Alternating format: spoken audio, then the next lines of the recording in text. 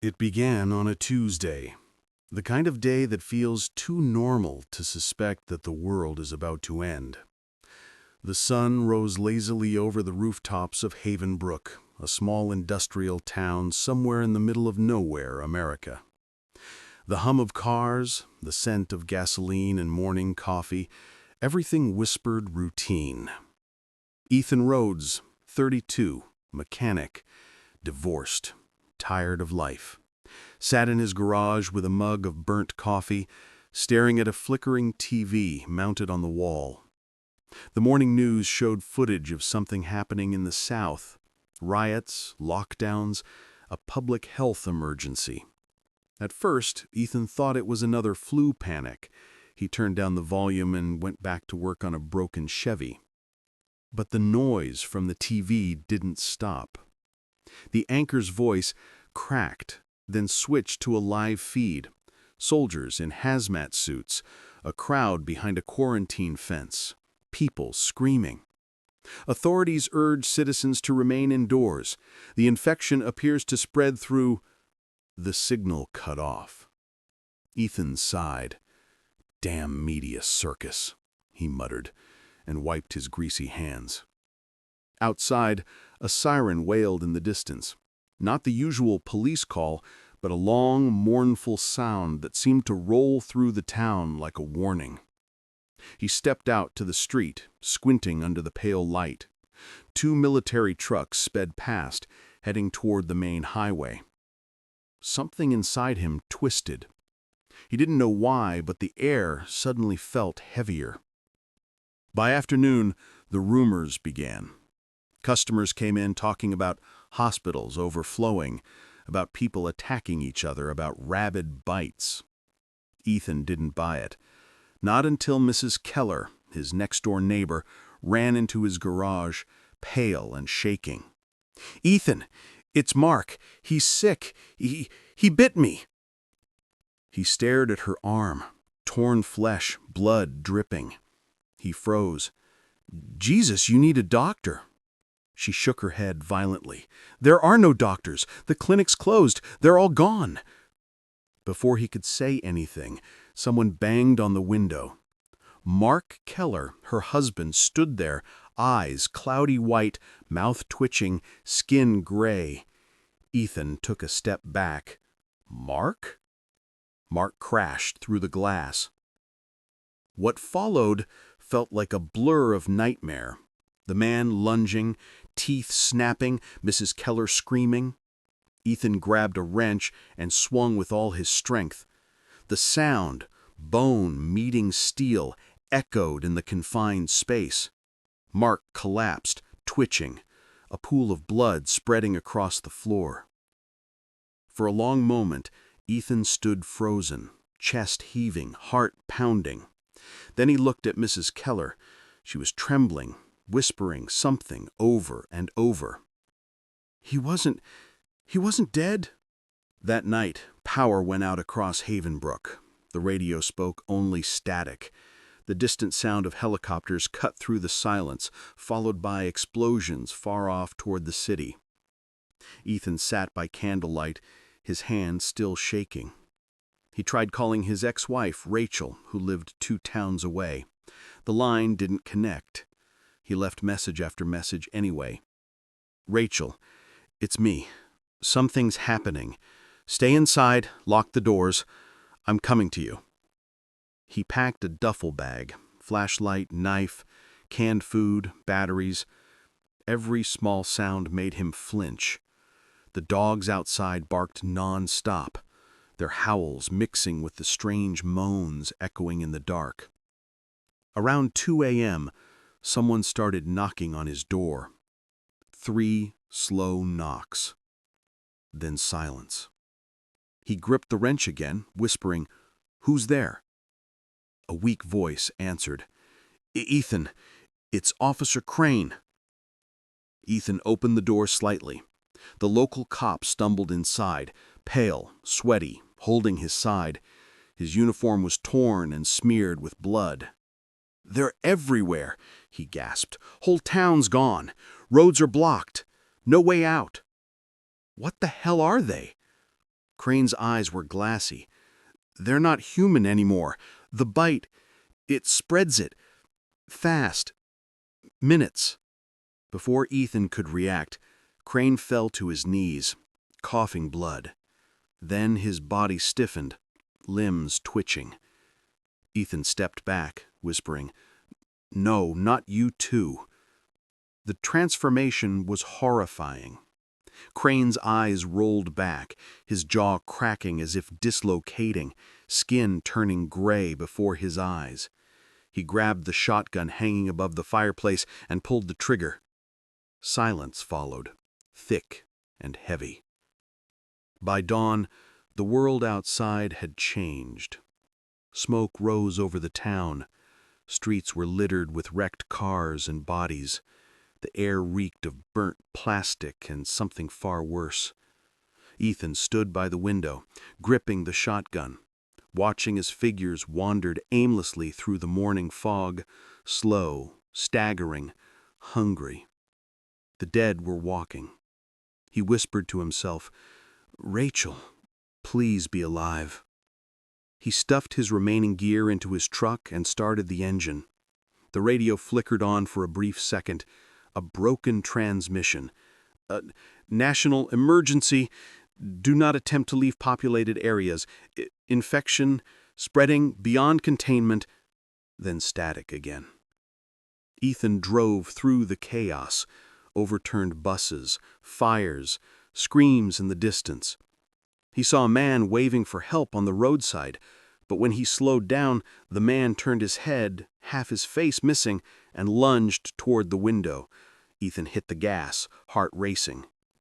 The town he'd known for his whole life was gone. By noon, he reached the outskirts, or what was left of them.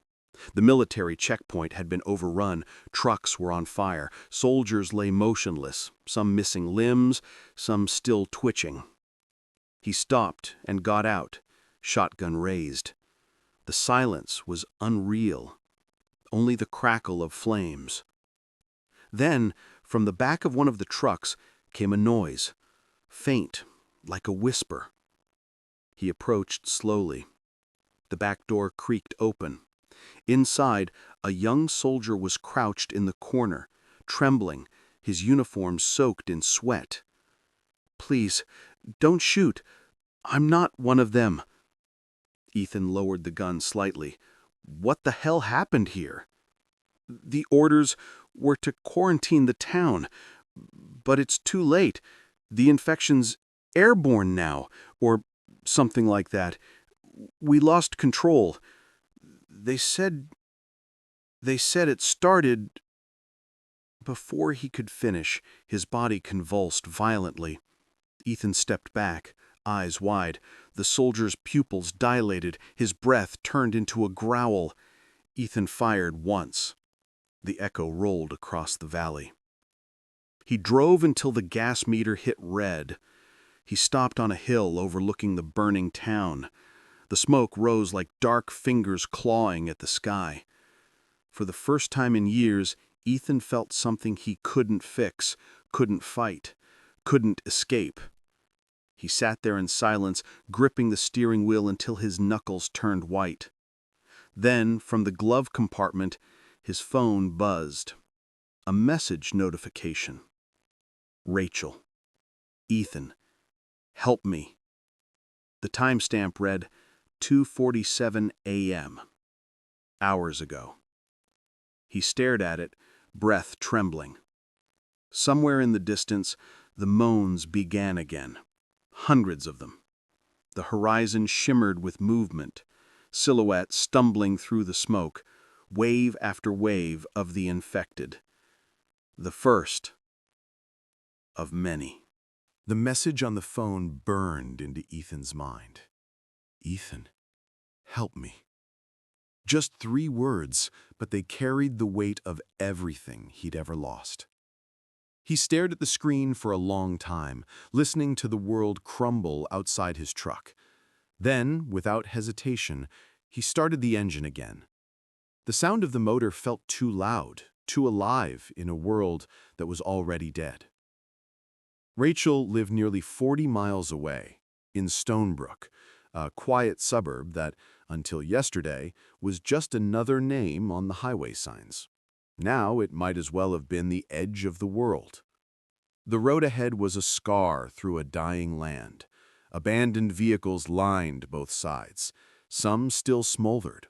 Others were filled with corpses that twitched now and then, like echoes of a memory that refused to die. Ethan drove slow, eyes sharp, shotgun resting on the passenger seat. Every intersection looked the same: broken glass, blood trails, silence. The kind of silence that hums in your ears until it feels alive. He stopped at a gas station on the outskirts of town. The pumps were empty, but he needed supplies: water, batteries, anything. The door hung open, glass shattered. Inside, the air was thick with rot.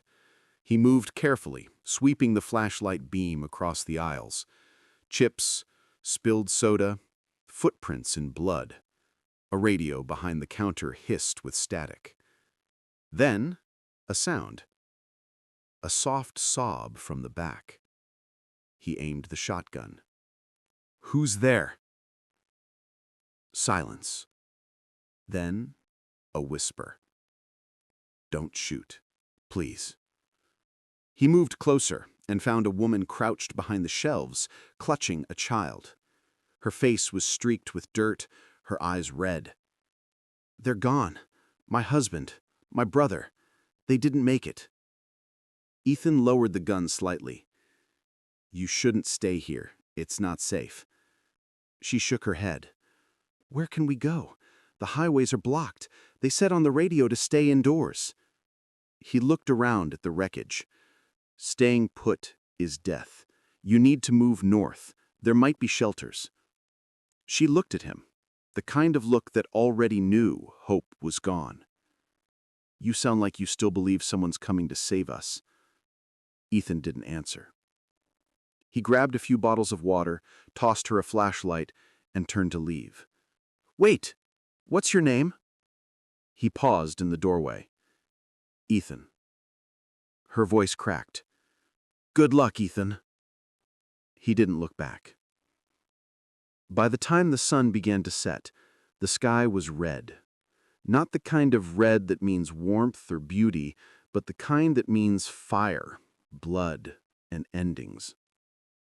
He drove past a police barricade where a sign read, "Quarantine Zone. Entry prohibited." The soldiers who once guarded it were gone. The sandbags were torn. The trucks burned. Ethan saw movement, a figure crawling from under a vehicle. He stopped the truck and stepped out, weapon ready. It was a man in a tattered uniform, half his face burned, gasping. "Help. Please. I can't move." Ethan hesitated. He could see the bite on his arm, already blackened. "I'm sorry," Ethan said quietly. The soldier's eyes filled with tears. "Kill me before it happens." For a moment, Ethan stood there, feeling the full weight of it, of what mercy meant now. He raised the shotgun, aimed, and did what had to be done. The echo rolled across the empty road. He reached Stonebrook after nightfall. The neighborhood was unrecognizable. Houses dark, streets littered with wreckage. A child's bicycle lay overturned, one wheel still spinning in the cold wind. He parked 2 blocks away from Rachel's house. The lights were out. The moment he stepped out, the air hit him, thick with decay and something metallic. He moved carefully, sweeping the flashlight beam across the aisles. Chips, spilled soda, footprints in blood. A radio behind the counter hissed with static. Then, a sound. A soft sob from the back. He aimed the shotgun. "Who's there?" Silence. Then, a whisper. "Don't shoot, please." He moved closer and found a woman crouched behind the shelves, clutching a child. Her face was streaked with dirt, her eyes red. "They're gone. My husband, my brother, they didn't make it." Ethan lowered the gun slightly. "You shouldn't stay here. It's not safe." She shook her head. "Where can we go? The highways are blocked. They said on the radio to stay indoors." He looked around at the wreckage. "Staying put is death. You need to move north. There might be shelters." She looked at him, the kind of look that already knew hope was gone. "You sound like you still believe someone's coming to save us." Ethan didn't answer. He grabbed a few bottles of water, tossed her a flashlight, and turned to leave. "Wait! What's your name?" He paused in the doorway. "Ethan." Her voice cracked. "Good luck, Ethan." He didn't look back. By the time the sun began to set, the sky was red. Not the kind of red that means warmth or beauty, but the kind that means fire, blood, and endings. He drove past a police barricade where a sign read, "Quarantine Zone. Entry prohibited." The soldiers who once guarded it were gone. The sandbags were torn. The trucks burned. Ethan saw movement, a figure crawling from under a vehicle. He stopped the truck and stepped out, weapon ready. It was a man in a tattered uniform, half his face burned, gasping. "Help. Please. I can't move." Ethan hesitated. He could see the bite on his arm, already blackened. "I'm sorry," Ethan said quietly. The soldier's eyes filled with tears. "Kill me before it happens."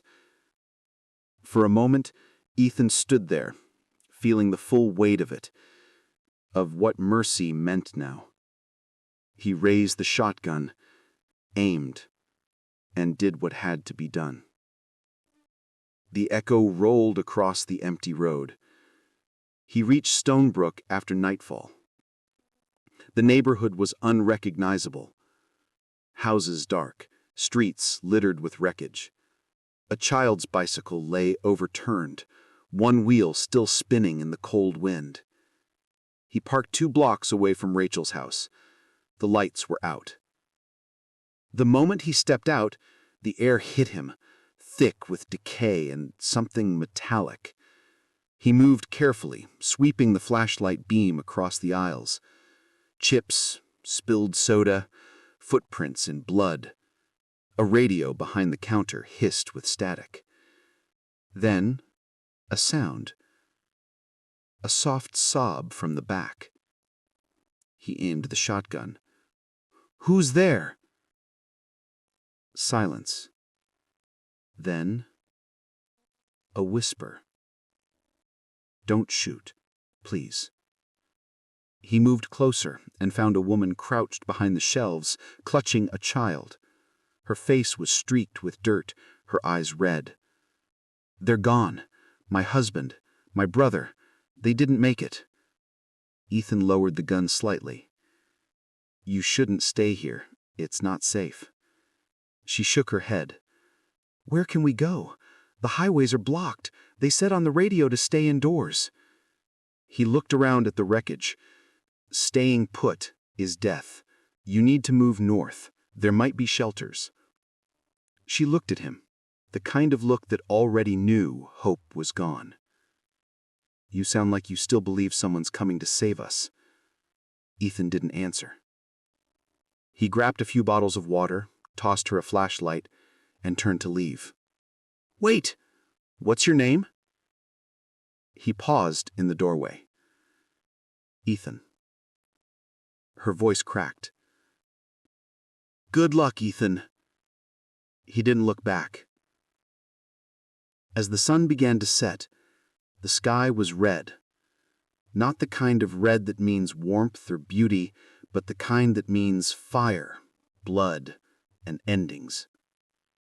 He drove past a police barricade where a sign read, "Quarantine Zone. Entry prohibited." The soldiers who once guarded it were gone. The sandbags were torn. The trucks burned.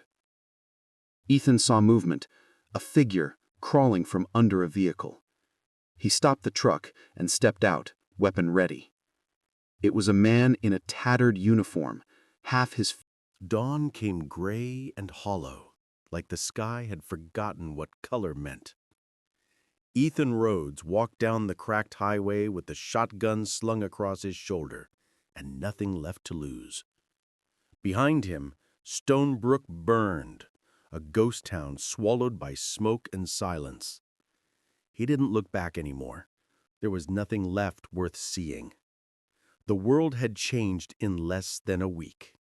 No news, no government, no order, only whispers, carried by the few surviving radio signals about a safe zone somewhere north, near the mountains.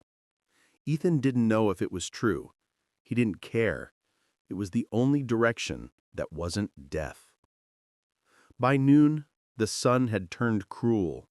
The air reeked of gasoline and rot. Abandoned cars stretched for miles, rusting in the heat. Sometimes he'd catch glimpses of movement inside them, hands pressed against fogged windows, faces that weren't alive anymore. He scavenged where he could. Canned beans, a flashlight, a half-full bottle of water. Every small sound made him flinch. A bird taking flight, a loose can rolling across the asphalt. At one rest stop, he found a map pinned under broken glass. A red marker line traced northward, ending in a circle labeled Zone 9, Safe Haven. He stared at it for a long time, tracing the route with his finger. Zone 9, he whispered. The words felt fragile, like something holy in a world gone to hell. He folded the map and kept walking. That night, he made camp in an abandoned diner by the road. The neon sign still buzzed faintly, flickering between life and death. He ate cold beans straight from the can, sitting near the counter. A jukebox stood silent in the corner, its glass cracked. The stillness pressed in around him like a weight. Then, outside, a sound. Soft, rhythmic, like footsteps. He rose, gripping the shotgun. Through the broken window, he saw shadows moving, human shapes, slow and staggering. Zombies. He moved silently toward the back door, but a bottle rolled under his boot. The noise echoed. The dead turned. Within seconds, they were pressing against the glass, hands smearing the windows with blood. Their moans filled the air like a sick chorus. Ethan aimed and fired. The first shot shattered the front glass. Another creature fell, its skull splitting open. But there were too many. He ran through the kitchen, out the back door, into the night. The forest swallowed him. He ran until his lungs burned, until the moans faded behind him. Then he dropped to his knees, gasping, sweat dripping down his neck. For a long time, he just knelt there, staring into the darkness. Then, a voice. "Don't move." Ethan froze. A flashlight beam cut through the trees, landing on his face. A man stepped out, rifle raised. Behind him, two more people, a woman and a teenager. "Lower the gun," Ethan said quietly. The man hesitated. "Who the hell are you?" "Just someone trying to stay alive." The man studied him, then nodded slowly. "You and everyone else." They called themselves Cal, Nora, and Jacob. Cal was mid-40s, former trucker, rough voice, eyes like cold iron. Nora, mid-20s, sharp, always scanning the horizon. Jacob was maybe 16, quiet, pale, still trying to understand the apocalypse. They led Ethan back to their camp, a small cabin surrounded by a circle of makeshift traps. "Not much," Cal said, tossing firewood into a barrel, "but it keeps us alive." Ethan sat down, staring into the flames. "How long have you been out here?" 5 days, Cal said. "Since the army pulled out. They said they were evacuating survivors, but we all saw how that ended." Nora looked up. "You're heading north." Ethan nodded. "Zone 9. Heard anything?" She hesitated. "Just radio chatter. Most of it's noise, but one message kept repeating. Coordinates, incomplete. Sounded like military." Ethan's pulse quickened. "You have the recording?" She handed him a small radio. Static filled the air, then a distorted voice broke through.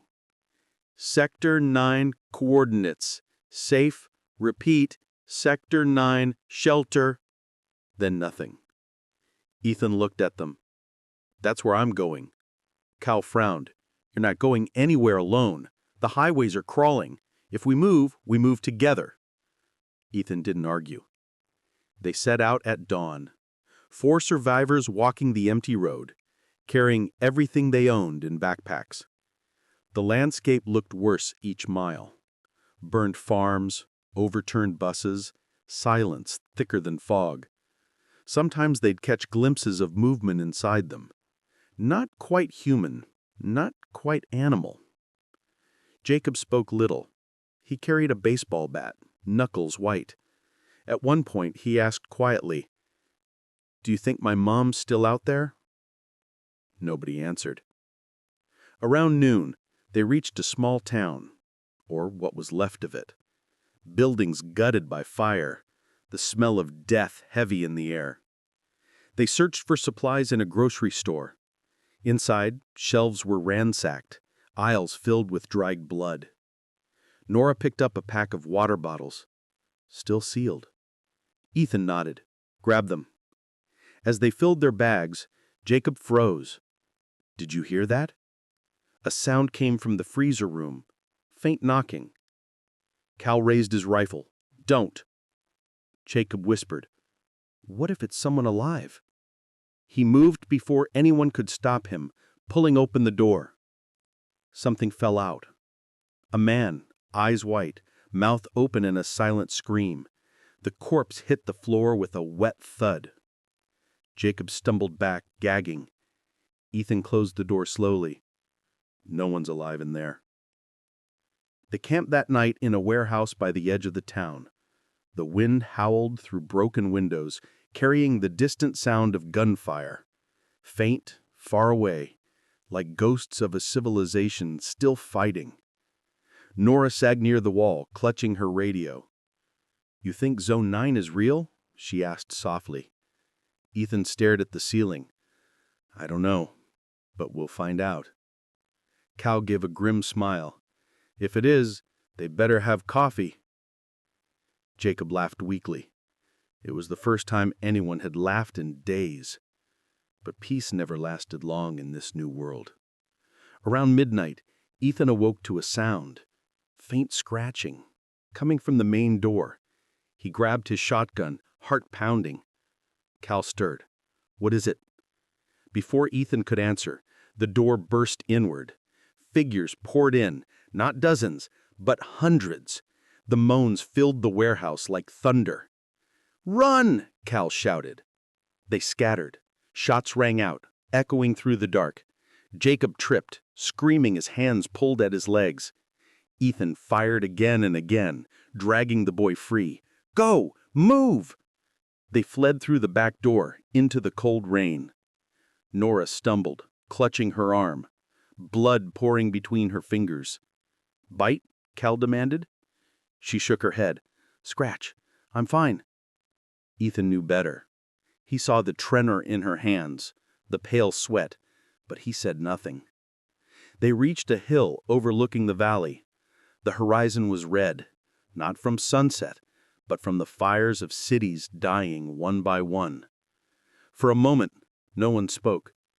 Then, from somewhere below, came a faint hum, mechanical, rhythmic. Cal frowned. "You hear that?" Ethan nodded slowly. Engines. They followed the sound until they saw it. An old military convoy, parked near a collapsed bridge. No lights, no movement. Ethan climbed down carefully. Inside one of the trucks, he found radios, medical kits, and documents. A folder labeled Project Wave, Sector 9. He opened it. Inside were maps, coordinates, and something worse. Photos. Rows of bodies, lab equipment, soldiers in masks. He flipped to the last page. It showed a containment unit, and a man standing in front of it. The man looked exactly like him. For a long time, Ethan just stared at the photo, his mind refusing to understand. Cow's voice broke the silence. "What is it?" Ethan hid the picture quickly. "Nothing, just more lies." But his hands were shaking. Above them, thunder rolled across the black sky. Rain fell harder, washing away the blood on his arms. In the distance, the dead began to move again, drawn by the light of the burning town. Cow reloaded his rifle. "We keep moving." Ethan nodded. The night had swallowed the world. Cold wind howled through the twisted metal skeletons of vehicles that once carried life. Families, soldiers, refugees. Now they stood as gravestones along the cracked highway. The survivors had reached the military base. No guards, no lights, only silence. Ethan pushed the rusty gate open. The sound screamed through the still air and everyone froze. For a moment they listened, waiting for an answer. None came. The world held its breath. "Stay close," he whispered. Inside, the air reeked of decay and oil. Flashlights cut through the dark, revealing a trail of footprints, military boots, leading deeper into the base. Walls were sprayed with words in black paint. "Do not open the lab," and below it, a bloody handprint. The group, now just Ethan, Marcus, and Claire, followed the trail into what used to be the command center. Bullet holes dotted the walls. Monitors flickered weakly, powered by the dying hum of a generator somewhere below. Claire pressed a trembling hand to a terminal. "Maybe we can call for help," she whispered. Ethan scanned the room. "Try the radio," he said. Marcus found the communications desk, a heavy metal table stacked with old transmitters, tangled cords, and one glowing console labeled HF Broadcast Channel 19. He turned the dial. A static hiss filled the air, alive, whispering like a ghost. For a while it was only noise. Then a voice. Broken, faint, male. "This is Sergeant Owens. All units are compromised. Repeat, compromised. Do not approach base Echo 7. There is no containment. Sector 9. The rest dissolved into static. "Sector 9, Claire repeated. "That's where we go." But Ethan frowned. "There's no map. We don't even know where Sector 9 is." Marcus slammed the desk. "It's our only lead." Static hissed again. And then another voice came through. Softer, distorted, but unmistakably human. "Safe haven. Repeat, safe haven. Coordinates 45.02 north, 110.73 west. Repeat." The three leaned in closer. Claire wrote it down on a scrap of paper. The voice repeated once more, then faded. But the silence that followed wasn't silence. From somewhere in the distance, deep below the base, something moved. A door slammed, then another. Marcus raised his rifle. "We're not alone." Ethan motioned to kill the lights. They crouched in darkness, listening. The footsteps echoed, slow, uneven, dragging. Not soldiers. The smell reached them first, a foul, sweet rot that made their stomachs turn. A figure appeared in the doorway, backlit by flickering light. The soldier's face was gone, eaten away. His jaw hung loose, swinging as he shambled forward. Marcus fired once. The shot tore through the night, and the creature dropped. But the sound woke the others. Dozens of groans rose from the hallways, the sound of death returning to life. "Run!" Ethan shouted. They sprinted through corridors, dodging shadows. The base had become a maze of screams and gunfire. At the end of one hall, Ethan saw a heavy steel door with radio ops scratched into it. He shoved it open. Inside was a single working console, red lights blinking like a heartbeat.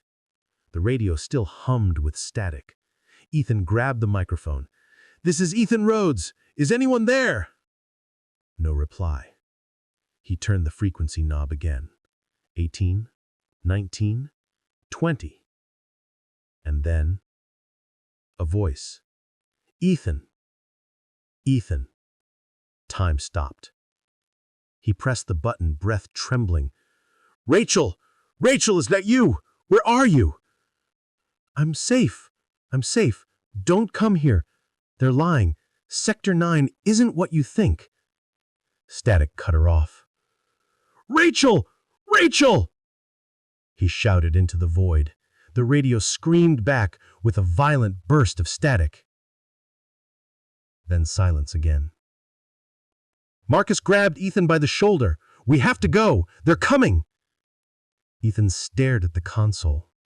The red light blinked once more, slow, steady, as if the machine itself was breathing.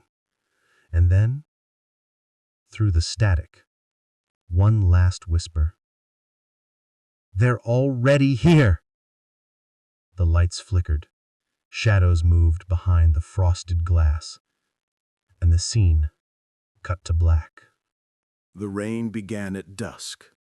At first, it was only a whisper on the metal of the abandoned trucks, a gentle tapping that could almost be mistaken for peace. But soon it became a roar, relentless, deafening, drowning every sound except the wind. Ethan and the others huddled in the remains of a school bus stranded in the middle of the road. The windshield was shattered, and water poured inside in steady streams.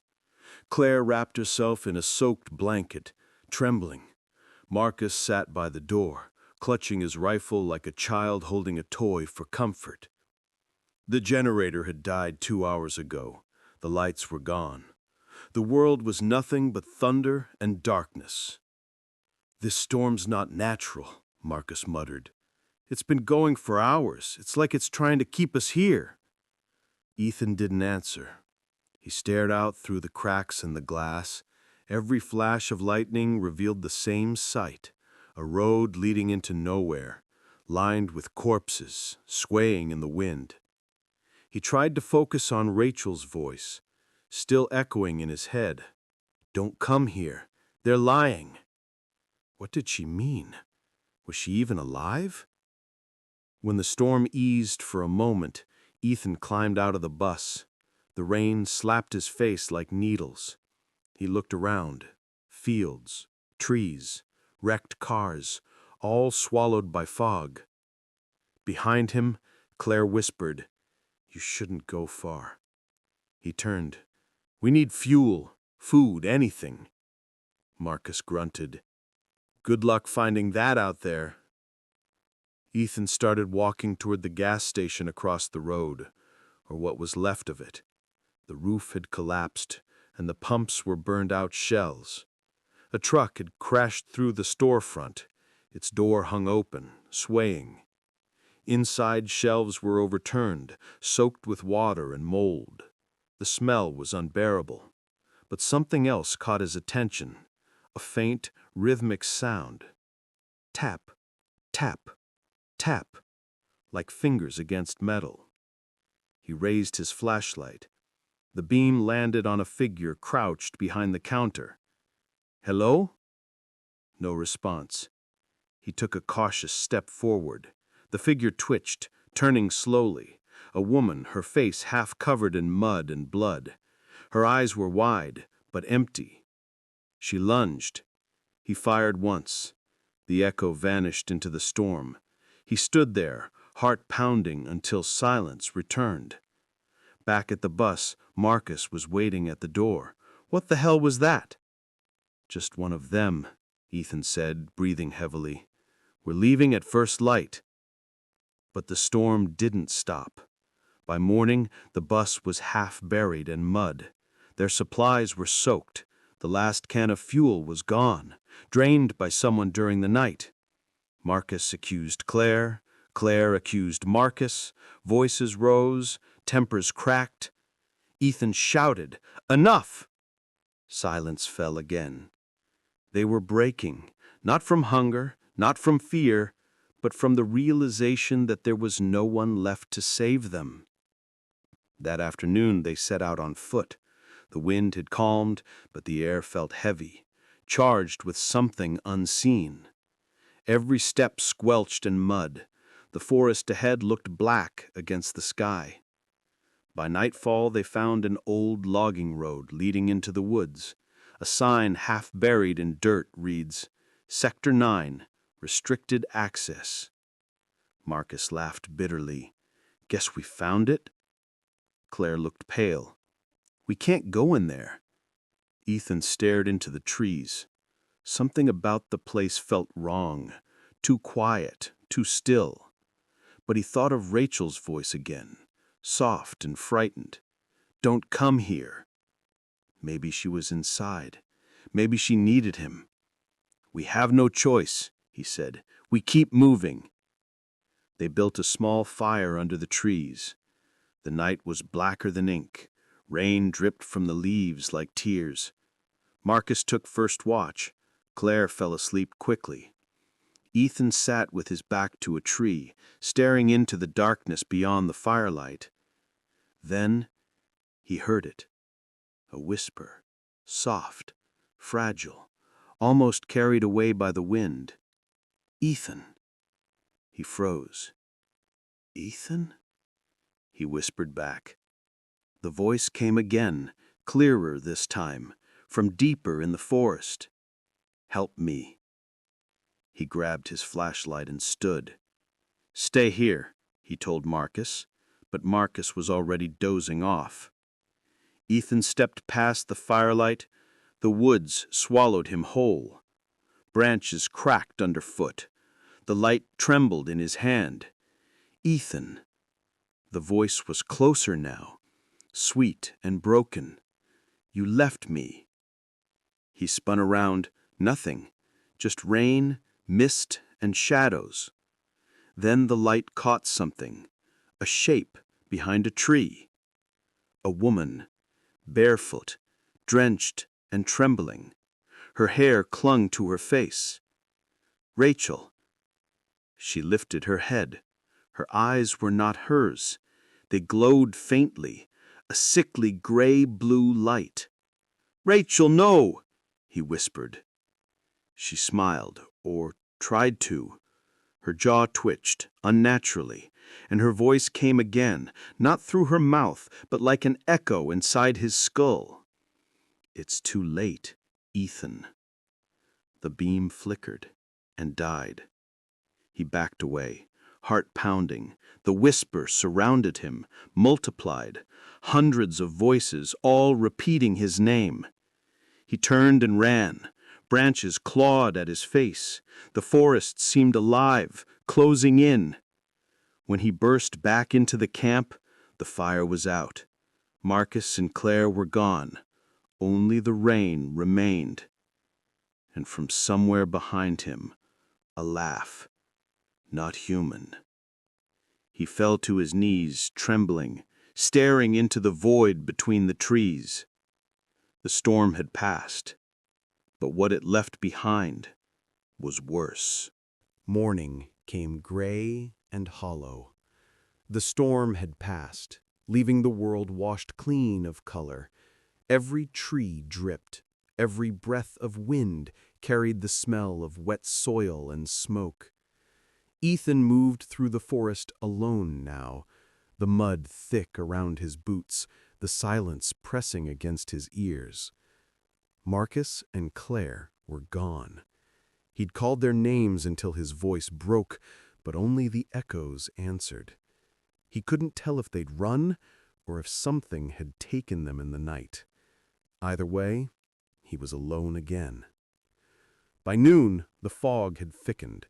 The forest seemed endless, looping in on itself, every path leading back to the same dying oak, the same broken log. Hunger burned through his stomach, but the fear was worse. He couldn't stop hearing Rachel's voice, faint and warped, repeating inside his head like a broken transmission. "You left me, Ethan." He pressed his palms against his temples. "You're not real! You're not real!" But even as he said it, part of him wanted her to be. The trees thinned as he walked uphill. Then he saw it, a cabin. It sat at the edge of a clearing, small and crooked, the roof half collapsed under the weight of years. Smoke curled faintly from a chimney. For the first time in days, he saw light. He hesitated. If there's smoke, there's someone alive. Or something pretending to be. He approached slowly, keeping his rifle ready. The door was slightly ajar, creaking in the wind. From inside came a soft crackle. A fire. "Hello?" he called. No answer. He stepped inside. The air was warm, heavy with the smell of wood smoke and dust. The cabin was cluttered with books, maps, and glass jars filled with cloudy liquid. A lantern flickered on the table beside a stack of old newspapers. And then a voice came from the shadows. "Close the door, you're letting the cold in." Ethan spun around, gun raised. An old man sat in a rocking chair near the hearth. His beard was white and tangled, his eyes sharp beneath heavy lids. He didn't look surprised or afraid. "I thought everyone out here was dead," Ethan said. The old man chuckled, slow and dry. "Most are. The rest just haven't realized it yet." Ethan lowered his weapon slightly. "You live here alone?" "Been alone since before the first broadcast, before the soldiers came, before the noise." He gestured to the chair opposite him. "Sit. You look half dead yourself." Ethan hesitated, then sat. The warmth of the fire bit into his frozen hands. The old man poured 2 cups of something dark from a tin kettle. Coffee, or close enough. He took a sip. It was bitter, almost metallic, but he didn't care. "You came from the south. You smell like the cities, like fear and smoke." Ethan nodded. "There's nothing left there, no one." The old man stared into the flames. "There's never nothing left, just things that refuse to die." For a while, neither spoke. The wind howled outside and the fire crackled softly, the only sound that proved the world was still turning. Then Ethan noticed something on the wall. A photograph, faded, black and white, soldiers standing beside a large metal container marked with biohazard symbols. The words Project Revenant were stenciled across it. And among the soldiers was him. Ethan froze. "Where did you get that?" The old man didn't look up. "You tell me, son." "That's me," Ethan said, voice shaking. That can't be right." The man finally turned his gaze toward him. His eyes were glassy, almost too bright.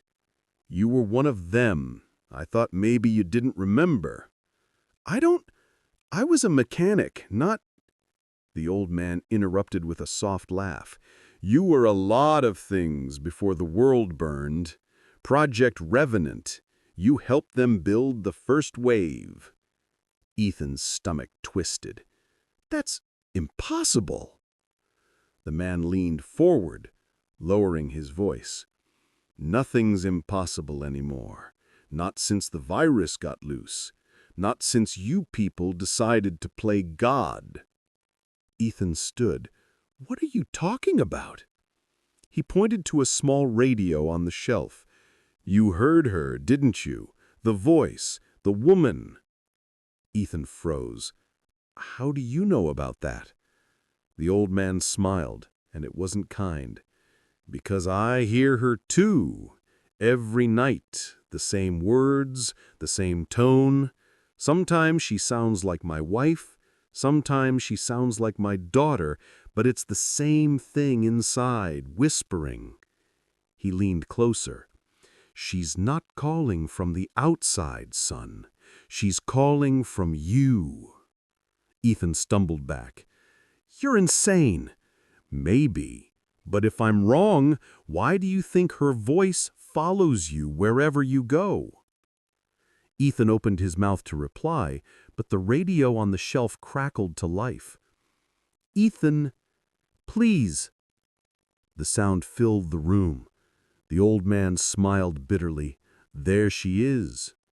Ethan grabbed the radio and smashed it against the floor. Sparks flew, and the cabin plunged into silence again.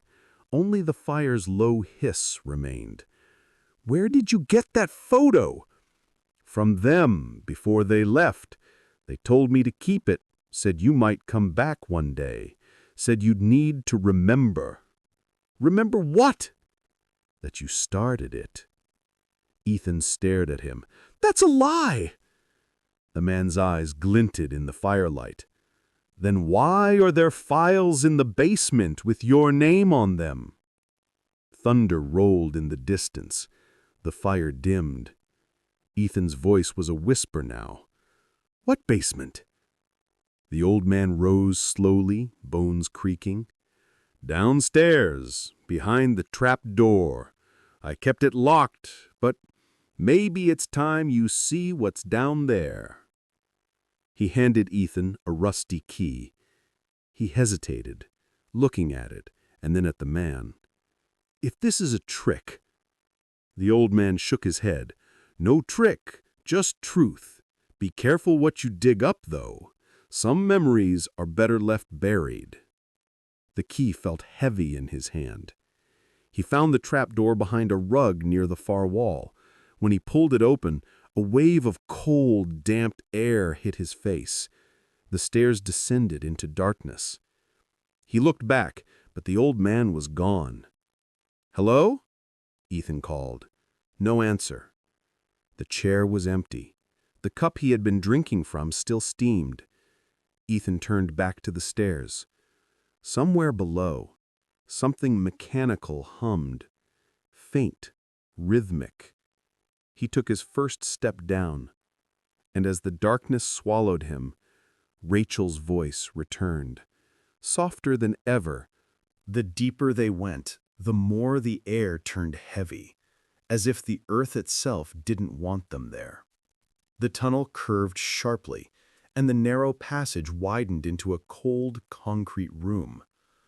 A long table stood in the center, covered in dust and old reel-to-reel tapes.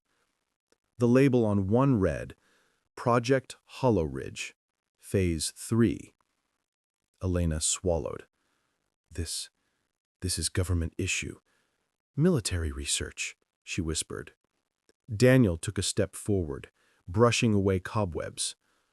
Why would something like this be here, in a mining town? Elena turned on a small portable speaker she carried, a relic she used for her fieldwork. She connected the recorder and pressed play. The tape crackled. Static filled the silence. Then a male voice, calm, clinical, detached. "Subject 23.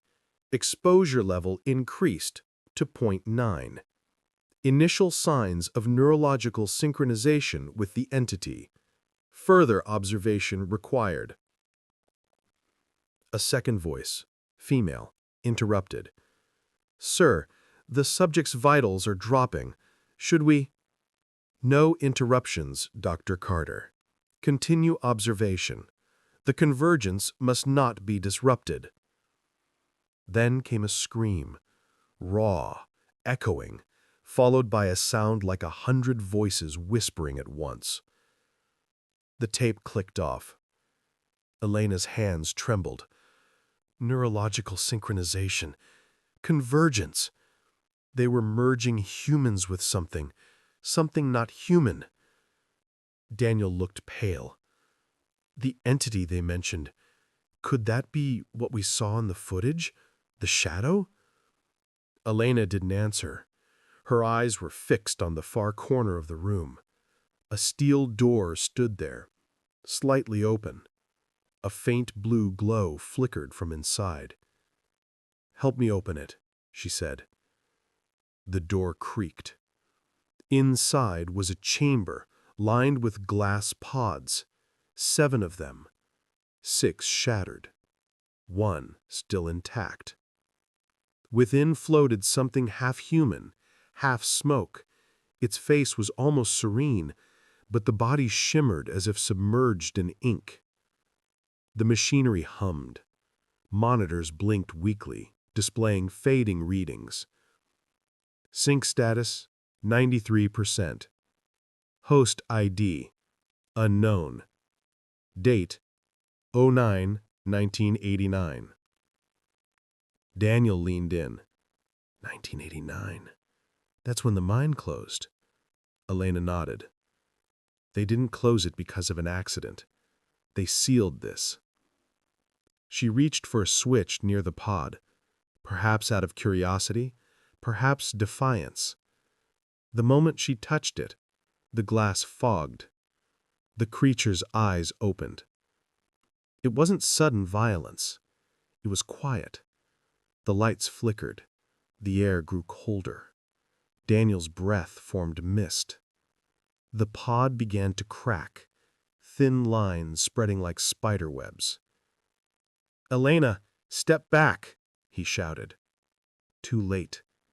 The glass exploded outward with a deafening hiss, releasing a wave of cold so intense it burned. The shadow within spilled out like liquid night. It rose, forming a vaguely human shape, tall, trembling, pulsating. From the speakers still connected to the tape, the male voice returned, distorted and distant. "Phase 4 complete. Host awakening initiated." Elena fell to her knees, covering her ears. "Make it stop." The entity's voice, not sound, but vibration, filled their minds. Not words, but meaning. "You brought me back." Daniel stumbled backward, pulling Elena toward the exit, but the shadow moved faster, blocking their path. Its form flickered, one moment solid, the next translucent. Within it, faint silhouettes of faces appeared, men, women, children, all screaming silently. The creature extended a hand of smoke. Daniel froze, his flashlight shaking. "Stay behind me," he yelled, though his voice cracked with fear. The shadow paused, tilting its head as if curious. Then it whispered, "He remembers the ridge, the fire, the fall." Elena's eyes widened. "It knows you." Daniel shook his head. No, it's impossible." "You were there when the gate opened." The words hit him like ice water. Memories, long buried, began to resurface. The night of the collapse, the light under the mine, his father's screams. He staggered. I was a kid. I didn't know." The entity drifted closer. "You were the first host." Elena pulled him away, dragging him toward the stairs. The lights above exploded one by one as they ran, the tunnel behind them consumed by shadows. "Daniel, what does it mean?" she gasped. "I don't know. I don't remember." The voice followed them, now calm, almost gentle. "You never left Hollow Ridge. You've been part of me ever since. They burst out into the night, rain pouring down, washing dust from their faces.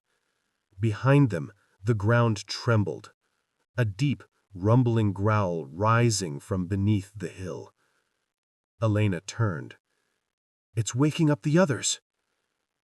Daniel looked at his trembling hands. For a moment they shimmered, a faint black mist curling around his skin. He whispered, horrified, "I think it's inside me." They reached the car. The headlights flickered weakly. As Daniel started the engine, Elena pressed her recorder against his chest. "Talk. Everything you remember. Every detail. We need it before it takes more of you." He nodded slowly, eyes empty. "I remember the experiment wasn't to control it. It was to contain it. But my father, he wanted to use it." "Use it for what?" Daniel looked out the windshield. "To rewrite reality." The road ahead split open with a thunderous crack, and from the dark fissure below, something vast and shapeless began to crawl out, the sound of metal bending, the echo of countless whispers rising as one. Elena grabbed his arm. "Drive!" But Daniel couldn't move. His pupils turned black. His voice deepened, layered with others. "Phase 5 begins now." The night swallowed them whole. Elena barely kept her grip on the steering wheel as the road twisted and cracked beneath the tires. Behind them, the fissure glowed faintly, like molten veins running through the earth. "Daniel, stay with me," she shouted, glancing at him. He sat motionless in the passenger seat, his eyes two pools of liquid black, faint veins creeping up his neck. The air inside the car pulsed like a second heartbeat. Elena gritted her teeth. "Don't you dare fade on me now."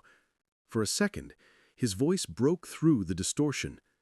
"Elena, the ridge isn't a place anymore. It's inside us." She slammed on the brakes. The car screeched to a halt near an old gas station, long abandoned. Neon letters buzzed weakly above the door. Hollow Ridge Supply. Rain hammered the roof as she pulled him out. "We need shelter," she muttered. Inside, dust hung in the air like fog. The place smelled of rust and oil. Elena laid Daniel on the counter, rummaging through her bag for the recorder.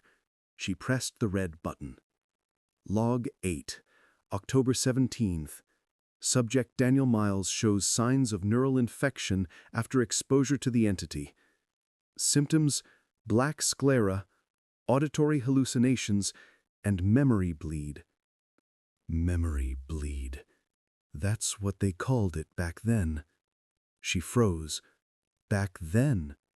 He turned to her, and for a brief second, his eyes flickered normal. "My father worked on the project.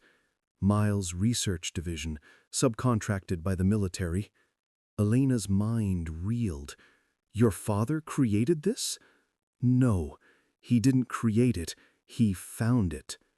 The rain outside stopped, suddenly, mid-drop. The air grew unnaturally still. A low hum spread through the building, vibrating the glass. Elena whispered, "What's happening?" Daniel's voice deepened again, layered with whispers. "It's sinking. The convergence started when we opened the chamber." The lights flickered. Outside, the world began to distort. Streetlights bending, shadows stretching unnaturally across the asphalt. Through the window, Elena saw something impossible. The town rebuilding itself. The burnt ruins of Hollow Ridge shimmered, reforming.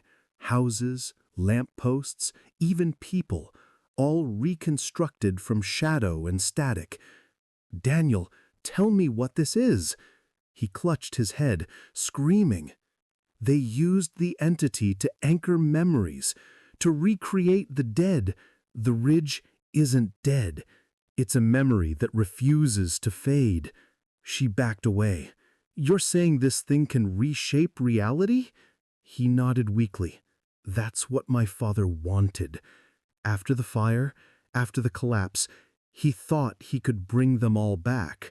But it wasn't resurrection, it was infection. The entity fed on memory, emotion, pain. Every trace of human thought it touched became part of it. Elena's eyes darted to the window again.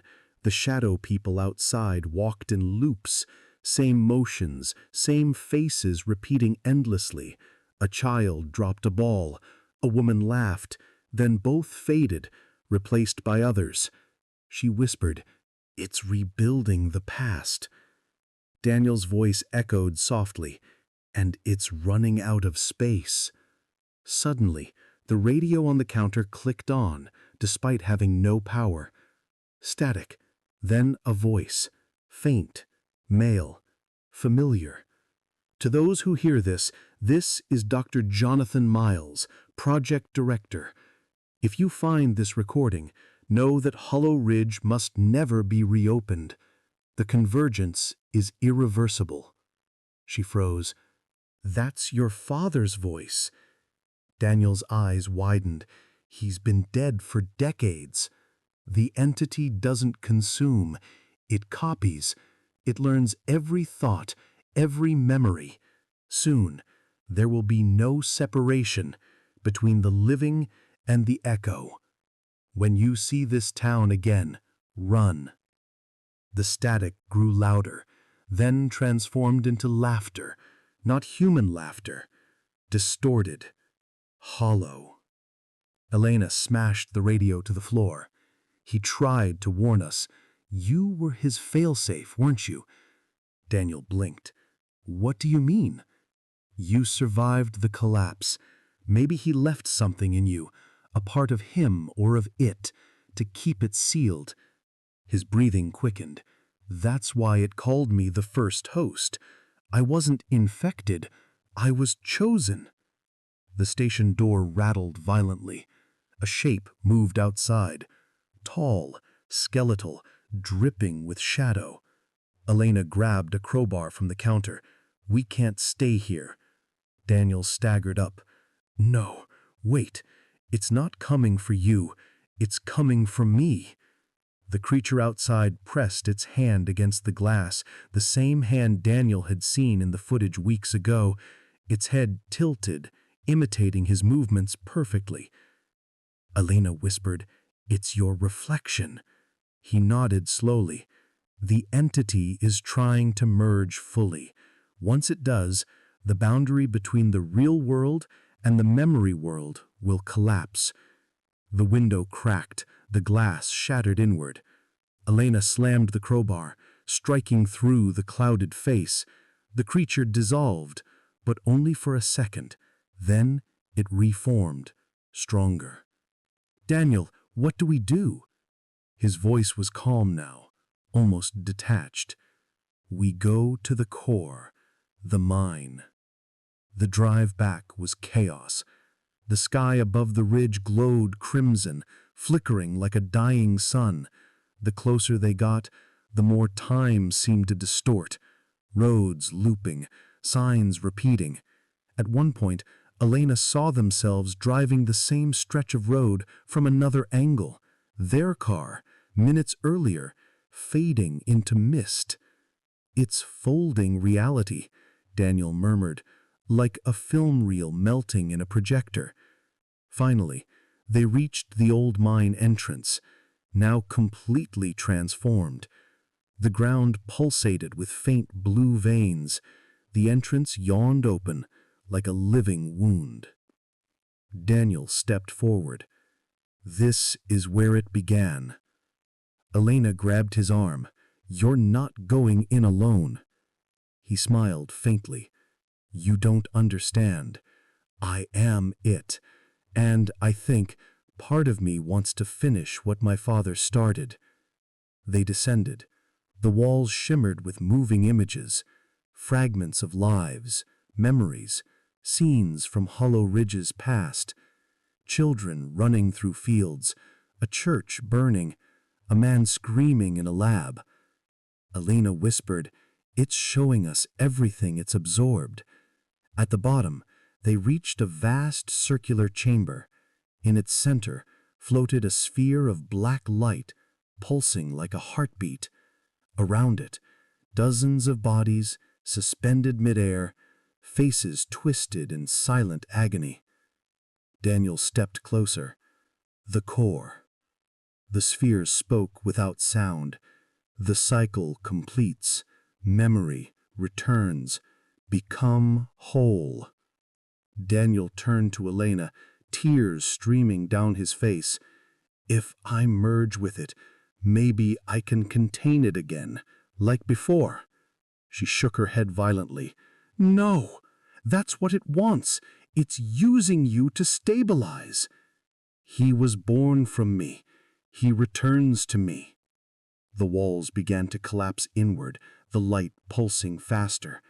Elena screamed, grabbing his hand. Daniel, don't do this. He looked into her eyes. If I don't, it'll consume everything.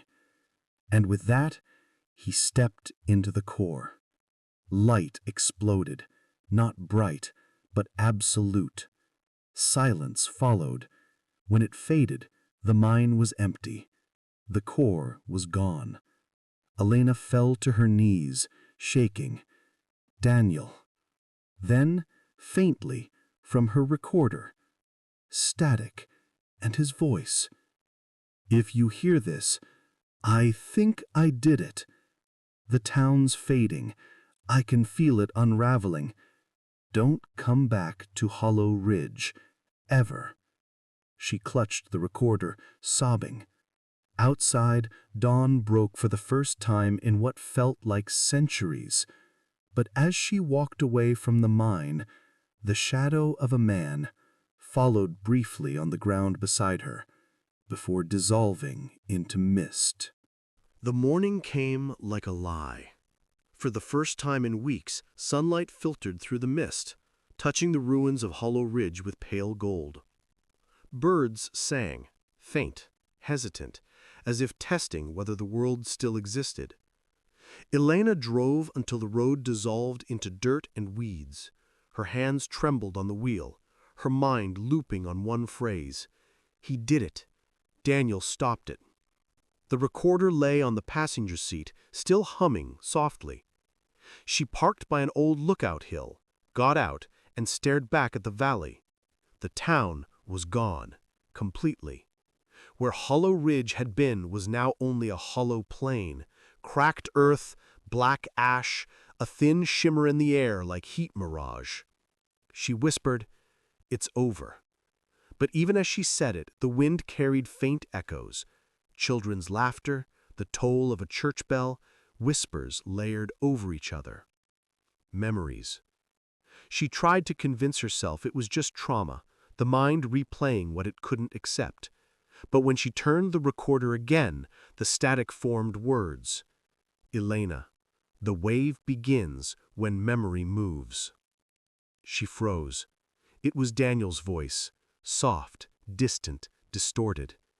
I contained it in me, but every memory of it carries a seed. Don't think of it. Don't speak its name. The message dissolved into noise. Elena turned the recorder off, her pulse hammering. Too late, she whispered. Everyone's going to talk about it. By the time she reached the next town, the story was already spreading. On the radio, reports of strange electrical surges, hallucinations, missing people. On the internet, blurry videos of figures in the fog, lights in the hills, audio distortions tagged #Hollow Ridge. The more people watched, the stronger the interference became. Screens flickered, power grids failed. Scientists called it a mimetic feedback loop, an urban legend consuming itself. Elena knew better. The entity had evolved. It no longer needed flesh. It fed on attention. She stopped at a diner just outside the quarantine zone. The waitress recognized her instantly. "You're the Ridge survivor, right? I saw you on TV." Elena forced a smile. "That's not me." But the woman leaned closer. You can tell me the truth. They say you saw things, real ghosts." Her phone buzzed on the counter, the screen glitched, black lines crawling across it. A faint whisper came through the speaker. "Remember us." Elena backed away, dropping the phone. "Turn it off." The lights in the diner dimmed. Every television flickered to the same grainy feed. Hollow Ridge, alive again. People walking, a child waving at the camera. Then one by one, the faces turned toward the viewer. Screams filled the room. By nightfall, the highways were chaos. Phones died, radios whispered, people gathered in churches chanting prayers that melted into static. Elena drove north again, knowing there was no safe place, not anymore. Everywhere the same signs appeared, shadows flickering on walls, reflections lagging behind, voices calling names that no one had spoken out loud. The entity was replicating across minds, transmitted by memory, by language itself. She recorded another log, her voice trembling. Log 9. The infection is cognitive now. The wave Daniel warned about, it's spreading through human thought. If you've heard the story, you're already part of it. At midnight, she reached an abandoned radio tower. The door hung open, creaking. Inside, the air shimmered with electromagnetic hum. Every monitor glowed faint blue. She climbed to the control room and found a terminal still running. Across the screen, a single line repeated endlessly. "The wave remembers." Then another line appeared, typed by unseen hands. "Upload your memory." Her breath caught. "No, I won't." But the speakers crackled. Daniel's voice again, or what was left of it. "You already did, Elena. Every recording, every thought, it's part of the archive now. I'm not gone. None of us are." The room darkened. Screens bled shadows. Shapes formed in the static, faces, hundreds of them, mouths moving in perfect unison. Join the current. The wave carries all. Elena stumbled backward, pulling wires from the wall. Sparks flew. She grabbed the recorder and pressed one final message. "This is Dr. Elena Ward. If anyone finds this, destroy every trace of Hollow Ridge. Don't listen, don't watch, don't remember." She ran outside. The sky above the ridge glowed like a storm of black fire. A sound rose from below, a deep rolling surge like the ocean moving beneath the earth. The wave was real now, a physical distortion, rippling across the landscape. As it spread, everything it touched froze mid-motion. Birds in the air, trees bending, clouds suspended. Reality itself was being overwritten by memory. Elena turned the recorder off, then smashed it against the ground. "End! Please end!" The sound didn't stop. She fell to her knees as the horizon folded inward. For a heartbeat, she saw Daniel standing there, calm, smiling. "It's not death, Elena. It's remembering forever." And then the light consumed everything. When the world returned, it was quiet again. Miles away, a news anchor spoke into a flickering camera, unaware that the signal behind him was already infected. "Authorities confirm the disappearance of several towns across the northern state region. Experts are investigating a possible feed cut to static." In the noise, for a fraction of a second, Elena's voice whispered, "The wave is not coming. It's already here." The world ended quietly. No explosions, no screams, only the hum of electricity fading out. The cities stood still, like monuments to a species that had finally gone silent. In the static of what remained of global transmissions, one voice still moved. A man's voice, calm, deliberate. It wasn't news anymore.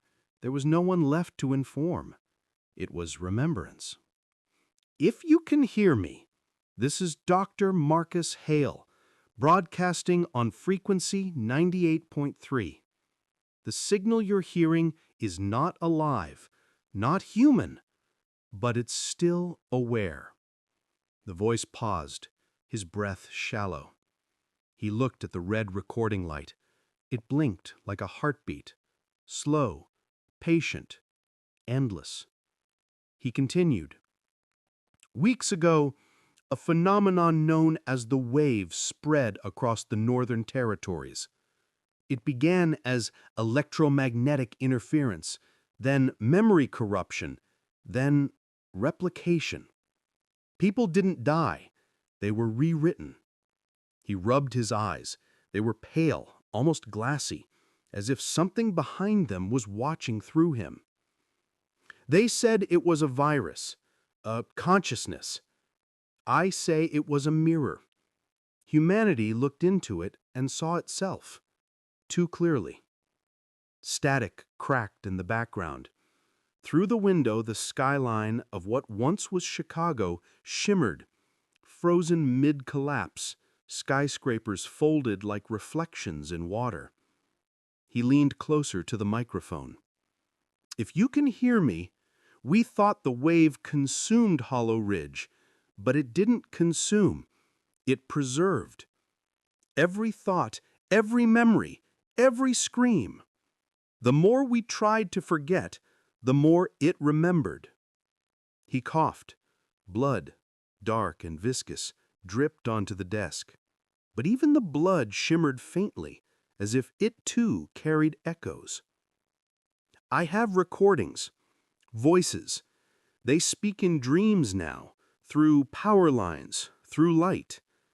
Sometimes they sound like people I used to know. He played one tape. The speakers hissed. Then a faint whisper. Marcus, stay with us. He turned it off immediately. They know I'm speaking. The entity listens when I use its name. He reached for a notebook, flipping through pages filled with uneven handwriting. Diagrams, circles, phrases repeated over and over. Memory is infection. Sound carries the seed. Silence is containment. He looked straight at the camera. If anyone finds this recording, do not play it aloud. Do not share it. The wave spreads through memory, through language, through the act of telling. If you think about it, you feed it. He laughed softly, a tired, broken sound. So what am I doing right now? The lights flickered. The hum deepened. Outside, the horizon began to ripple, reality folding in slow, graceful arcs. Buildings wavered like reflections in black water. The air itself looked fluid. He stood, the microphone still active. I'm the last one speaking. When I stop, there will be silence again, and maybe that's mercy. He turned to the window. Far away, an ocean of light moved across the land, the wave advancing like dawn. I remember. Hollow Ridge. A town that never wanted to die. The radio cut briefly, then returned, his voice more distorted. We tried to bury the past, but memory, it's patient. It waits in the quiet between breaths. He pressed his hand to the glass. On the other side, a shadow pressed back, perfectly aligned with his movements. I can feel it now. Not fear, not pain, just connection. The static rose, almost melodic, and under it, faint voices. Hundreds, thousands, all repeating after him. Connection. His last transmission continued. If you're still out there, don't listen, don't watch, don't think. Forget this frequency, forget my name, because the wave isn't outside anymore. He tapped his chest. It's here. Then silence. For the first time since the world began unraveling, there was no sound, only stillness. Hours later, the recording continued automatically, capturing empty air. The chair still moved slightly, though no one sat in it.